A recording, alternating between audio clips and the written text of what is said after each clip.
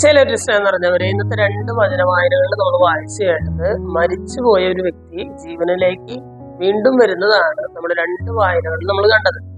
അപ്പോസ്തല പ്രവർത്തനങ്ങളിലായിരുന്നു ഒന്നാമത്തെ വായന. അവിടെ പറയുകയാണ്, പൗലോസ്ലിയുടെ പ്രസംഗം കേട്ട് ഗാഠനിദ്രയിലായ ഒരു മനുഷ്യൻ മൂന്നാമത്തെ നിലയിൽ നിന്ന് താഴേക്ക് വീണ് മരിക്കുകയാണ്.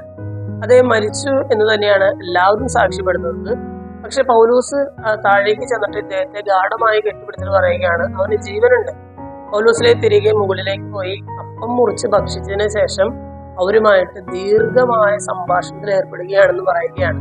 നമ്മളൊന്ന് ആലോചിച്ച് നോക്കിയേ, ഒരാൾ മൂന്നാമത്തെ നിലയിൽ വീണ് മരിക്കുന്നു.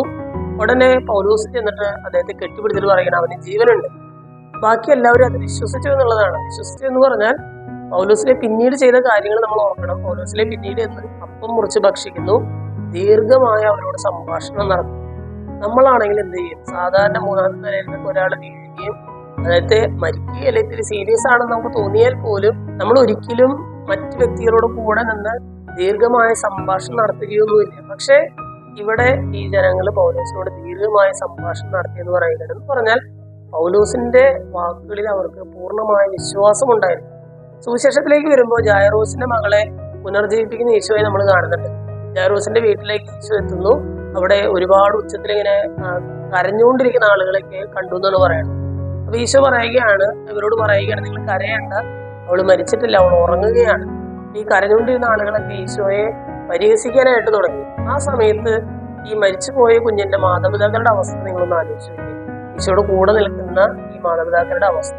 കാരണം ഈശോ പറയുന്നു ആ കൊച്ചു മരിച്ചിട്ടില്ല, മറ്റുള്ളവരെല്ലാവരും ഈശോയെ പരിഹസിച്ചുകൊണ്ടിരിക്കുന്നു. ഇവരുടെ മാനസികാവസ്ഥ എന്തായിരിക്കും? പക്ഷേ അവർ ഈശോയുടെ കൂടെ നിന്നു എന്നുള്ളതാണ്. ഈശോയുടെ വാക്കുകൾ അവർ വിശ്വസിച്ചു. ഈശോയുടെ കൂടെ അവർ പോയി. ഒടുവില് അവർക്ക് ജീവനുള്ള തങ്ങളുടെ മകളെ തിരിച്ചു കിട്ടിയെന്ന് സുവിശേഷം സാക്ഷ്യപ്പെടുത്തുകയാണ്. സ്നേഹമുള്ളവർ, ഇന്നത്തെ രണ്ട് വചനവായനകളും നമ്മൾ ഉറപ്പിക്കുന്ന വലിയൊരു കാര്യം എന്ന് പറഞ്ഞാൽ ദൈവത്തിൽ വിശ്വാസം അർപ്പിക്കുക എന്നുള്ളതാണ്. ദൈവത്തെ കണ്ടു അടച്ച് വിശ്വസിക്കാനായിട്ട് സാധിക്കുക, ദൈവത്തിന്റെ വചനങ്ങൾ വിശ്വസിക്കാനായിട്ട് സാധിക്കുക. നമ്മൾ പറയുന്ന അത്ര എളുപ്പമുള്ള കാര്യമൊന്നുമല്ല, പക്ഷെ നമുക്ക് പരിശ്രമിച്ചാൽ നമുക്കത് നേടിയെടുക്കാനായിട്ട് സാധിക്കും. ദൈവത്തിൽ പരിപൂർണമായ ഒരു വിശ്വാസം ഉണ്ടാക്കിയെടുക്കാനായിട്ട് നമുക്ക് സാധിക്കുന്നുണ്ട്. ദൈവം പറയുന്ന കാര്യങ്ങളെ കണ്ണുമടച്ച് വിശ്വസിക്കാനായിട്ട് നമുക്ക് സാധിക്കുന്നുണ്ട്. ആ ഒരു ലെവലിലേക്ക് നമ്മുടെ വിശ്വാസത്തെ എത്തിക്കാനുള്ള ഒരു കൃപയ്ക്കായിട്ട് പ്രാർത്ഥിക്കാം. ദൈവം നമ്മെല്ലാവരെയും സമർപ്പിക്കും.